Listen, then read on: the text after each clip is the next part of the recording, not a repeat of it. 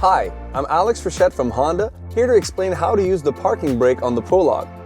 First, make sure all the doors are closed and you have your seatbelt on. The electric parking brake switch can be found on the lower dash just left of the steering wheel. When the vehicle is at a complete stop, press the switch. A red light will flash and then stay on. A message will also appear on the digital instrument cluster. To release the parking brake, once the vehicle is on or in accessory mode, apply and hold the brake pedal.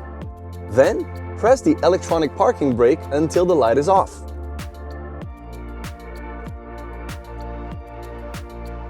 If the parking brake is applied while driving, the vehicle will decelerate. If the light flashes continuously, a digital instrument cluster message will display.